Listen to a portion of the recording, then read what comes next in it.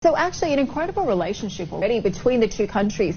100,000 Ugandans living in the UAE. But for all of us here who haven't been to the beautiful part of East Africa, the Pearl of Africa, as we always hear, what do we need to know? What are the must-do tips when visiting Uganda? So the first thing is the expectations when visiting Uganda. When people go out of the UAE or other parts of the world, the weather plays a very important role in deciding which place you're going to go to next. Uganda is blessed with tropical climate, which has, well, the temperatures between 25 and 29 degrees year-long. It's the best place in the world to be year-long.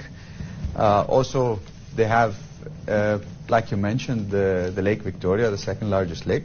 It also is the source of the Nile, so there's a lot of attractions around that. A lot of places where the equator meets the country, so people actually visit those places. Bwindi, the impenetrable forest, as they call it, is home to the silverback gorillas, which is an absolute must-do. It's a once-in-a-lifetime experience, and Uganda has some of the best viewings or percentages of success when viewing these beautiful creatures. That is a synopsis of what there is. I'm going to ask you a quick thing. Now, obviously the equator passes through Uganda. Now, if anybody who's seen the natural history programs on TV and also the northern and southern hemisphere factor, it is actually true that if you're on the northern side of particularly of a road, you can actually open a bucket of water and the water will swirl one way and literally move 2 feet the other way or 1 meter the other way, and the water goes down the hole of the plug the opposite way around. I'm not making that up, am I? It's actually true. Yes, it is. That is exactly how it happens, and that's the reason why people go visit the equator so much. I mean, there's honestly not much to see, but it's a beautiful phenomenon. It is just stand there all day emptying buckets of water, sustainably, of course, obviously reusing it again for your next try.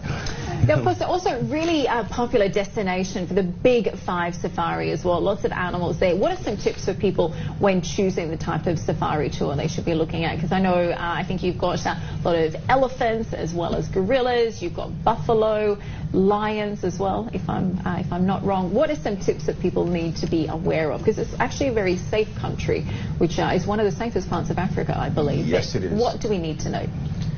So obviously we have the tree climbing lions as well in parts of Uganda. We've got the Big Five. That doesn't sound very safe. Tree climbing lions. That's the first place I was going to go to. So the lions actually get onto the trees because they've got ants that they're not very fond of, hence they're up in the trees. We've got a lot of hippo, rhinos, elephants, yes, giraffes.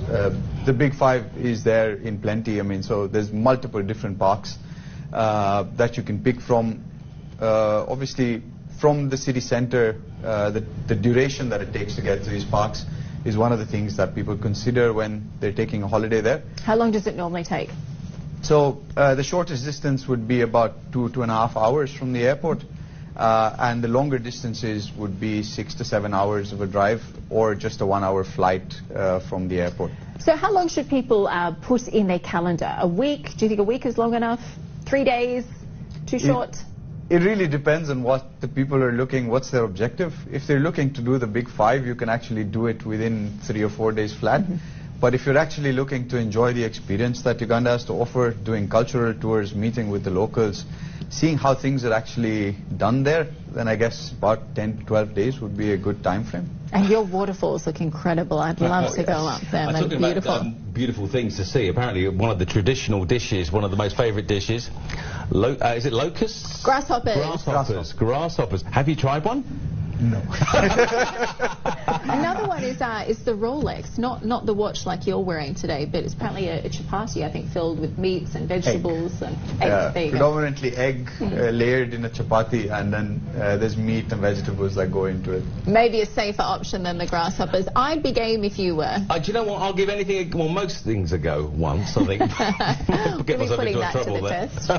Yeah, I've eaten delicacies all around the world, and it is, when I saw that, it's like, okay, I'll do it. Where the locals eat. It's apparently it's a delicacy. It's quite a compliment if someone asks you for them, don't they? Well, thank you very much.